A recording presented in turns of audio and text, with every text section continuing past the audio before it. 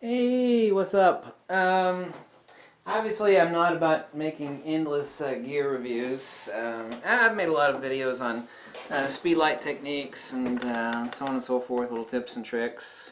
Lots of neat stuff to save you money. This little Fuji X-T1 here with a vertical grip. Love it. It's tougher than woodpecker lips. That's a southern saying, by the way. People are like, what? What the hell does that mean? Think about it. Tougher than woodpecker lips. Some people say I bloviate too much, and they're certainly true. Sorry about that. Two important points that you need to consider that you'll never see by looking at a camera or lens. Oh, that's nice. People will go to Amazon or B&H Photo and look at the specs sheets on a camera or lens, and they'll go, well, it has an angle of view of 68 degrees, and it has an autofocus speed of whatever. Or they'll go over to the evil and satanic website, bsxmark.com. You know what I'm talking about. It's like, oh, it's got an MTF value. Lenses are always more than the sum of their specs, and that's the that's also true of a camera. To make things really salient here without bloviating, since people are like, every video I watch of yours, I gotta fast forward 4 minutes before you get to the point. You know, you bloviate too much. Yeah, so sorry about that. Ecosystem and spec sheets. First, spec sheets. If you're gonna look at like the specs of this camera, any camera for example, it doesn't really mean jack shit. Well, what the hell does that mean? Well, cameras are far, far, far more than their spec sheets. Same true of lenses. And what the hell does that mean? That means you can buy a camera like the latest $3,000 Sony that someone else says the best camera in the world, and then you realize that damn camera will be an outdated, obsolete piece of crap in about 9 months. Right about 9 months. Yeah. Irrefutable fact. It'll be outdated. It'll be worthless. Well, hey, that's not important. Okay, well, it's $3,000. It costs about $1,000 more than a Nikon D810. It'll run circles around it. How about considering that? This isn't about brand loyalty or anything like that. I'm using a Fuji. People say, you're a heretic, you're shooting Fuji. You know, stick to the Nikon videos. Well, I'm doing both. You know, I can't actually walk and chew gum at the same time. As far as the specs, like the Sony, for example, it has fantastic specs. It does 4K video. Now, this video is not about Sony. This is an example. It does 4K video, and you know, it can shoot fire out of its behind while blowing bubbles at the other end. You know, this doesn't really mean anything. The camera itself has really bad design. The way the actual menus are set up is incredibly counterintuitive. It's just awful, the layout of the menu system. I mean, it sucks batteries dry horribly. It has system crashes. It'll be worthless in about 9 months and outdated. It has very, very, very little support. Sony themselves don't actually repair that camera. It's outsourced to other folks. I mean, it is literally a hobbyist camera. It doesn't have a second SD card slot, which no professional would use seriously in a wedding. Because if you got a card crash, which does happen, especially if it's something other than a SanDisk, then you're screwed and your reputation is screwed and you lost your time, you lost your money, and people are pissed at you because you ruined their wedding. I mean, that crap can't fly. So, but you look at the spec sheets, you go, oh, that's awesome. And then people ask me, what the hell are you doing recommending like these old cameras like the Nikon D3 or the D700?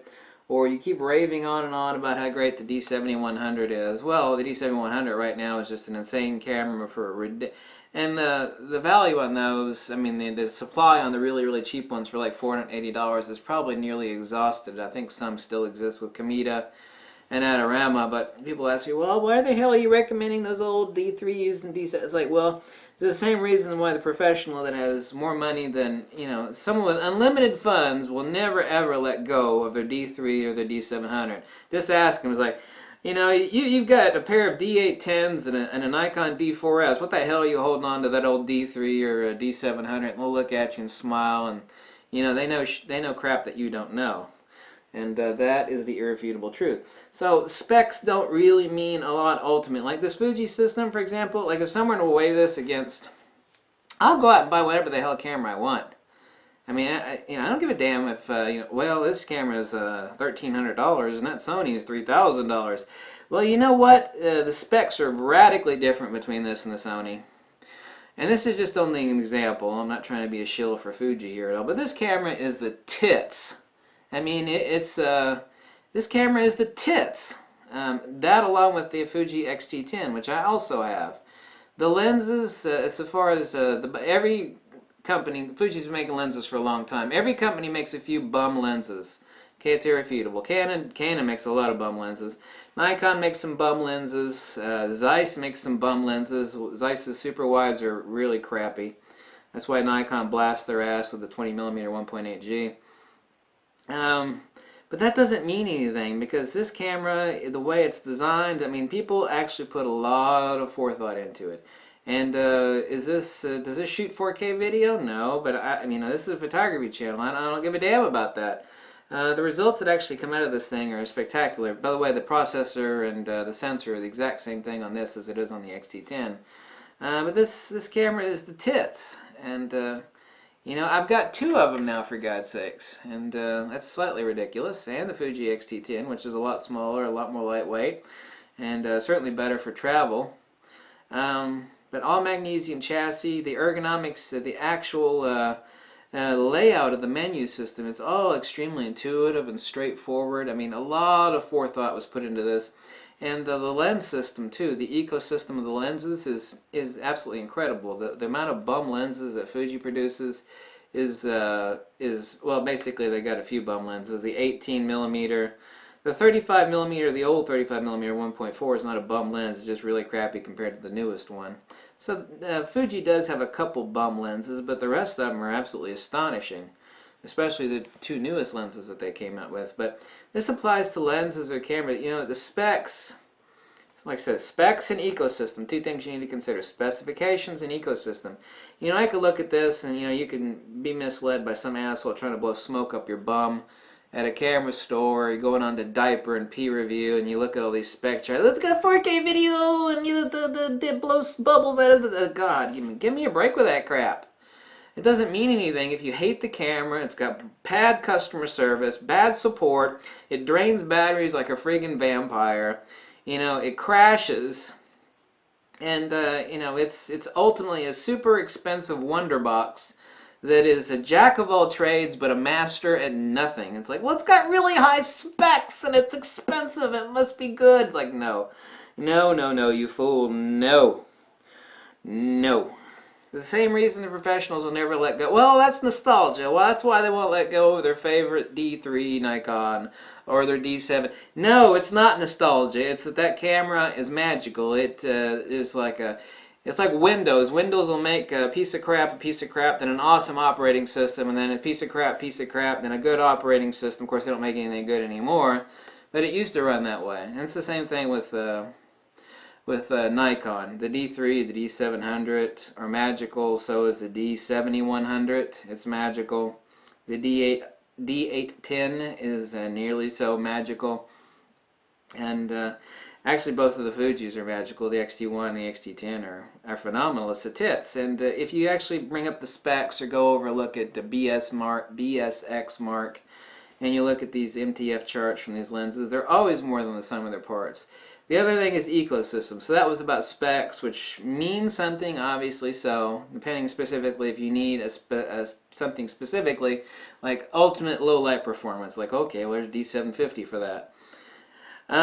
Is the ecosystem. What sort of support does it have? I mean, Nikon ecosystem is second to none in the world, and that is indisputable and irrefutable by anybody. Nikon, people that hate Nikon, people that shoot Sony and Canon and Fuji, they're using Nikon speedlights because everybody knows that Nikon speedlights are the best and everything else is shit by comparison.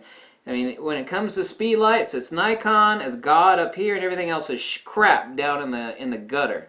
I mean, it's an irrefutable fact. I mean, deny it, you cannot. You can try, but you damn well be wrong. Ecosystem.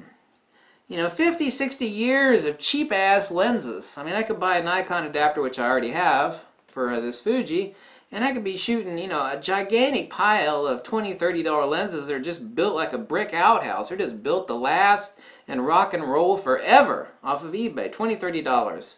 Old non-AI or pre-AI lenses, which will work with the Nikon adapter for the Fuji. Fuji X mount to Nikon F mount. It'll work with the non-AI lenses. Yes, I can use the cheap non-AI lenses on the Fuji with that adapter, and they're just cheap as shit. So if someone were to get a Fuji X-T10 or X-T1, if they buy that $100 Metabones adapter, for $200 you could buy 5 awesome lenses. They have to be old, but they be built like a tank, and they're incredible. So that's the ecosystem. Like what I mean when it comes to Nikon, for example. I mean, there's all sorts of off-brand crap and just endless things that are just cheaper than dirt and stuff that's been around for decades and decades. And those old speed lights that I was showing you, I mean, those old speed lights, I mean, they rock harder at 20 years old than stuff that was made 2 days ago. I mean, that stuff is made in Japan. Nikon still makes their speed lights in Japan. Let's hope it stays that way. Made by Japanese quality. Hi! Hi! Japanese quality! Ha! That's me praising Japan, not making fun of Japan. So don't give me anybody give me any damn flack over doing that. Hi! Actually, it should be one-handed like Bodhidharma. Hi! Same thing with Fuji. This little camera is the tits. I mean, I absolutely love the piss out of it. I've actually had more fun dicking around with this camera over the past few months, couple months, through however the hell long it's been, than I've had in a long time. Really freaking awesome camera. So those are two important things. Yeah, bloviate, talk too much. People complain about it. Yeah, complain endlessly. Some people do. Think about the specifications. You know, there's a lot of stuff that don't show up on a spec chart, like how well is this build? Where the hell is it made at? Was it made by slave labor in China? Oh no, this one's made in Japan. It's got an all magnesium chassis. Oh, and by the way, the ergonomics on it are awesome. You know, the way things are laid out. It doesn't system crash on me. Yeah, it doesn't shoot 4K video, but I'm a photographer, not a videographer, so I don't give a shit about the fact that this doesn't shoot 4K video. I just don't give a damn. You'll say, what sort of video does it shoot? Nah, I don't know. I'm a photographer. This is a photography channel.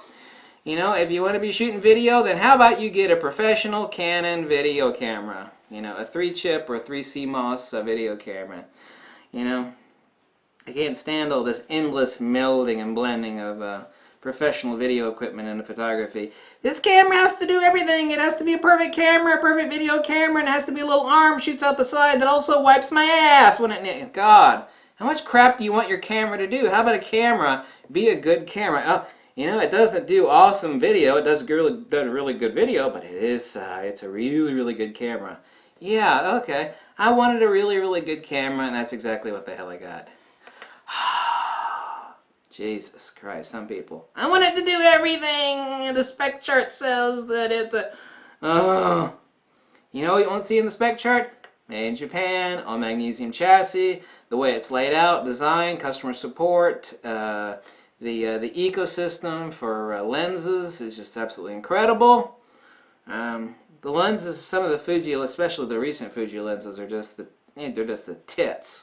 They're just the 16mm and the new 35mm are the tits. So think about that when you buy another camera, another lens. Think about ecosystem and specifications, because specifications only mean about that much.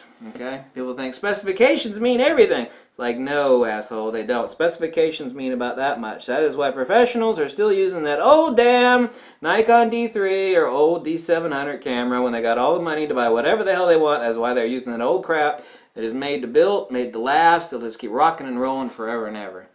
Oh, but it's got a 12 megapixel sensor. That's old, outdated crap. The specifications on the Nikon D3 are old. Yeah, well, kiss my ass, okay? Kiss my ass. Some things do not show up on a specification chart, and that is one of them. Learn that or suffer the consequences. Thank you for watching very much. Catch you another, a little bit later, another video of the Videographer. Bye! And Happy New Year! Don't get drunk.